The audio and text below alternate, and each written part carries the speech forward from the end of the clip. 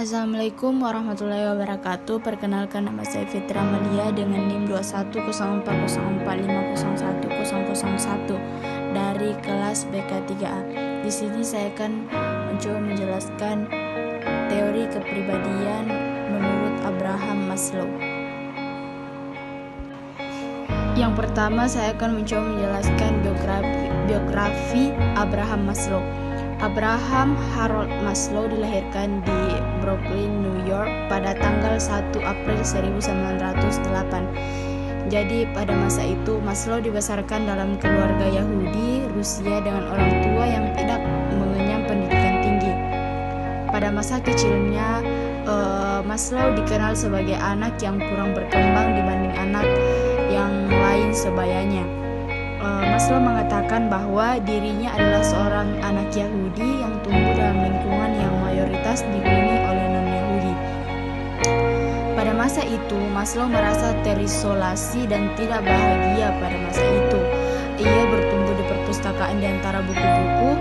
Ia awalnya kuliah hukum, namun pada akhirnya ia memilih untuk mempelajari psikologi dan lulus dari Universitas Wisconsin. Pada saat berkuliah, ia menikah dengan sepupunya yang bernama Bertha pada bulan Desember 1928 dan bertemu dengan mentor utamanya yaitu Profesor Harry Harlow. Pada saat itu ia memperoleh gelar bachelor pada 1930 dan masternya pada tahun 1931 dan PhD-nya pada tahun 1934. Maslow kemudian memperdalam riset dan studinya di Universitas Columbia dan masih mendalami subjek yang sama, di mana di sana ia bertemu dengan mentornya yang lain yaitu Alfred Adler, salah satu kolege awal dari Sigmund Freud. Hakikat kepribadian menurut Abraham Maslow. Teori kepribadian dari Abraham Maslow mempunyai beberapa sebutan seperti teori humanistik, teori transpersonal, dan teori aktualisasi diri. Akan tetapi, pada masa itu Maslow menyebutnya sebagai teori holistik dinamis karena teori ini menganggap bahwa keseluruhan orang terus-menerus termotivasi oleh salah satu lebih kebutuhan dan mempunyai potensi untuk aktualisasi diri.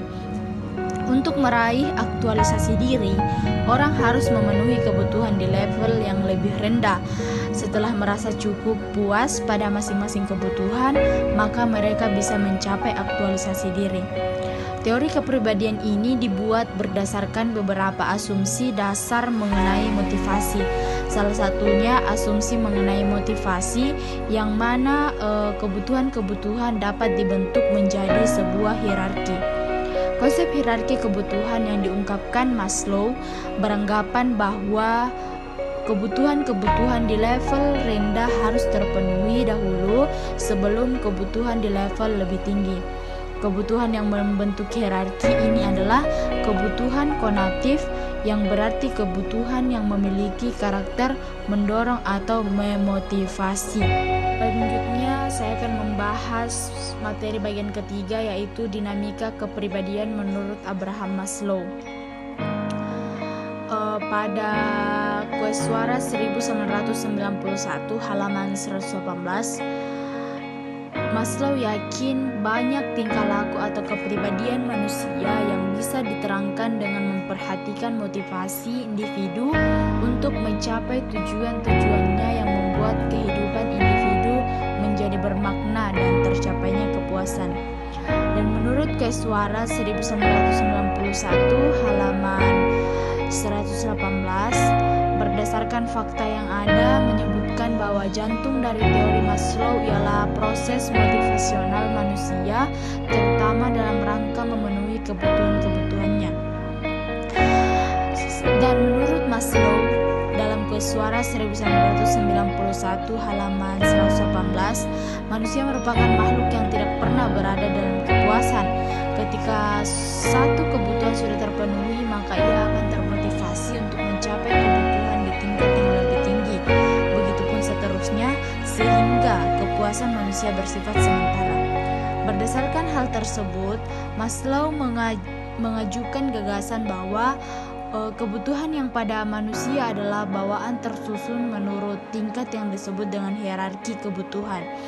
Dalam pandangan Maslow, susunan kebutuhan-kebutuhan dasar yang bertingkat itu merupakan organisasi yang mendasari motivasi manusia yang menghasilkan dinamika kepribadian.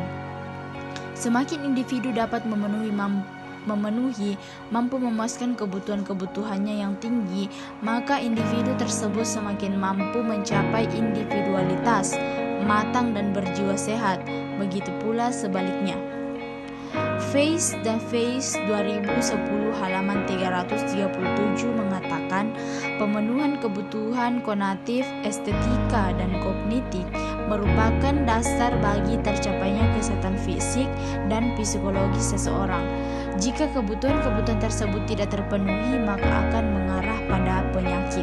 Kemudian materi selanjutnya yaitu materi keempat mengenai struktur kepribadian menurut Abraham Maslow. Abraham Maslow menyusun teori motivasi di mana kebutuhan-kebutuhan manusia disusun ke dalam sebuah hierarki atau tingkatan berjenjang yang berbentuk seperti piramida yang terdiri dari 5 level. Berikut ini ada konsep hierarki kebutuhan manusia yang disusun oleh Abraham Maslow. Yang pertama yaitu kebutuhan fisiologis atau basic needs. Seperti yang telah dijelaskan sebelumnya, kebutuhan fisiologis berisi kebutuhan-kebutuhan fisik yang kuat dorongannya untuk dipenuhi seperti makan, minum, dan kebutuhan akan seks. Saat manusia kelaparan atau kehausan, ia lebih sulit untuk melakukan aktivitas bekerja dan belajar, sehingga ia membutuhkan makanan atau minuman untuk menyelesaikan permasalahannya. Dengan demikian, bisa dimengerti jika orang tersebut memilih meninggalkan pekerjaan atau pelajarannya untuk makan dan minum. Bila makanan dan rasa aman sulit diperoleh, pemenuhan kebutuhan tersebut akan mendominasi tindakan seseorang dan motif-motif yang lebih tinggi akan menjadi kurang signifikan. Orang hanya akan mempunyai waktu dan energi untuk menekuni minat estetika atau intelektual jika kebutuhan dasarnya sudah dapat dipenuhi dengan mudah. Kemudian yang kedua yaitu kebutuhan akan rasa aman atau secure and safety needs. Setelah kebutuhan fisiologis telah cukup terpenuhi, menurut Maslow, muncullah kebutuhan yang kedua yaitu kebutuhan akan keamanan. Manusia cenderung untuk menghindari bahaya dan memilih untuk mendapatkan keamanan. Cara manusia untuk mendapatkan rasa aman dari nilai jelek, menabung uang tabungan kita di bank, membeli asuransi, dan tetap tinggal dalam pekerjaan yang aman dan terjamin supaya dengan demikian tidak kehilangan tunjangan tambahan. Kemudian yang bagian yang ketiga yaitu kebutuhan untuk dicintai dan disayang atau love and belonging needs. Setelah kebutuhan fisiologis dan kebutuhan akan rasa aman telah cukup terpenuhi, menurut Maslow muncullah kebutuhan yang ketiga yaitu kebutuhan akan cinta yang mendorong manusia untuk mencari teman dan pasangan hidup untuk orang yang menyayanginya. Dari kebutuhan ini, manusia akan termotivasi untuk mencari pergaulan yang luas, bersikap ramah dan tidak menjengkelkan, membangun suatu hubungan akrab dan penuh perhatian dengan orang lain atau dengan orang-orang.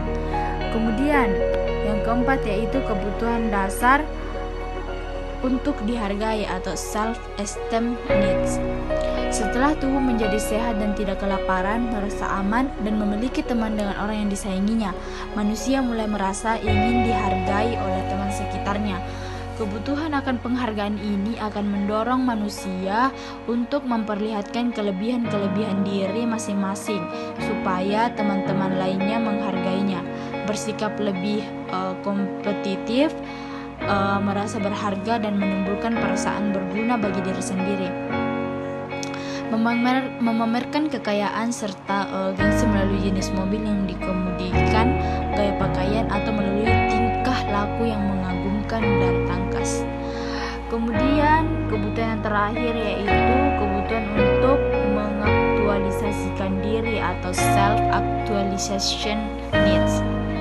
Setelah 4 kebutuhan dasar telah terpenuhi, maka muncullah kebutuhan selanjutnya, yakni kebutuhan meta yang berupa kebutuhan yang dimiliki seseorang untuk mengaktualisasikan memperbaikkan dirinya.